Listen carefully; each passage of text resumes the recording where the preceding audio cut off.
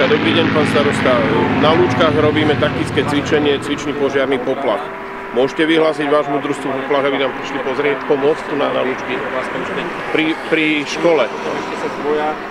Hore. Áno, na Lúčkach pri škole, oproti škole je požiarny poplach na Humno. No, môžeš ísť dole. Ale normálne ich pošli semka hore. Nech sa zahlásia, napíšeme si čas. A Ako zvoláte tých vašich chlapov, neviem, to už musíte vy mať spôsob, ale dôležité, aby prišli. Hej, ďakujem pekne, dovidenia.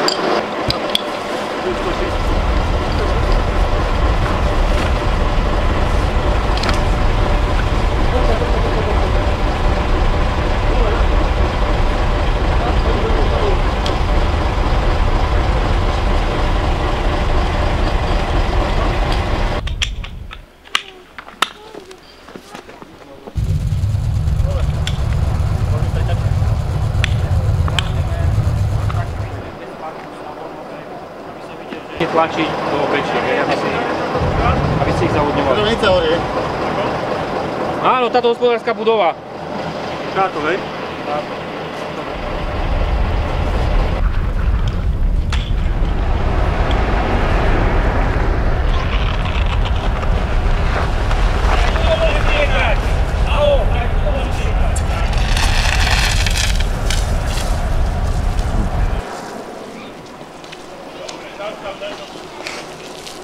Dobre, nechajte to rozbalené, ostaňte na tých pozíciách, ako ste.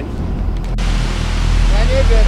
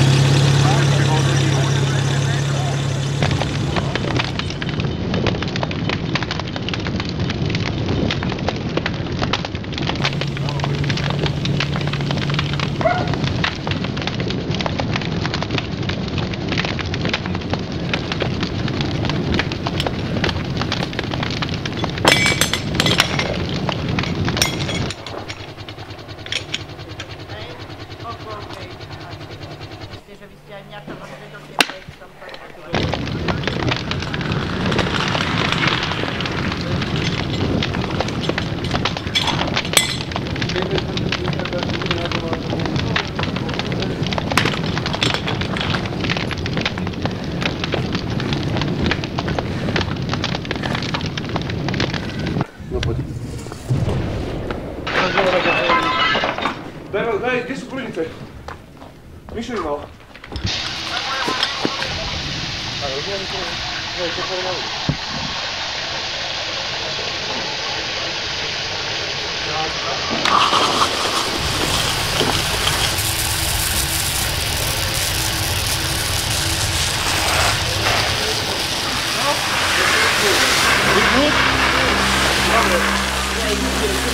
zvykni dáme.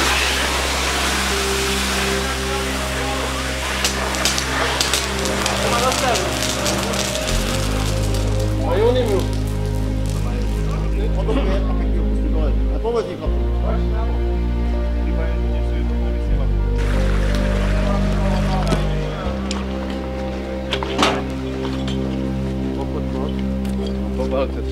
Můj čas je pouhé prozatím.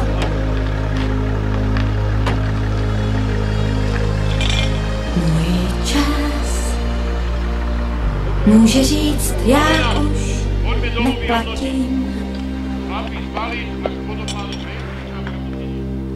Rád tak rád bych žil a mám jen zbytek sil a času míň, než se mi zdálo před půl hodinou. Příteli, chvátej SOS, ať jsem i zítra, čím jsem dnes. Pamětím rány mé, co nejdřív. Příteli, chvátej, píši vzkaz, dej mi, co ztrácím, dej mi čas. U tebe ťahaj, zachyť si zadu. No, vyhazí. Lásku mou a ten nejvíc. Za svýho spánku můžeš krást. Ktoré sme tu urobili, dá sa povedať, že splnil účel. Som rád, že aj tento okrskok zabral, aj keď vidíte, že z 9 obcí ste tu 4. No, jedna odišla, Chalameny, hej. Aj Michal, aha, tak 5 obcí. Tak si našli. No poďme, no ešte tiež. Poďme, jasné. Potok. Je tu potok, tak si nás púšte. Takže z 9 obcí prišlo 5, 6 teda obcí, nie sú všetky, ale myslím, že by ste si vedeli pomôcť a teda to pre nás to najdôležitejšie. Budúci rok budeme robiť zase ďalšie cvičenie.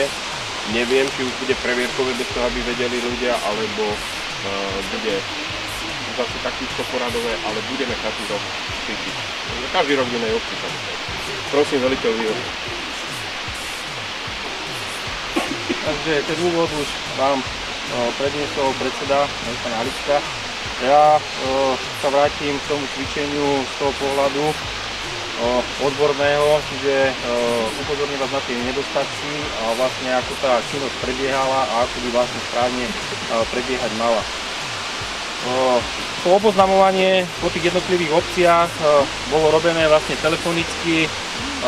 Vyzvali sme starostov alebo predsedov, veliteľov, ja už neviem po na tých obciach, vlastne, že bol vyhlásený poplach. Máme časy,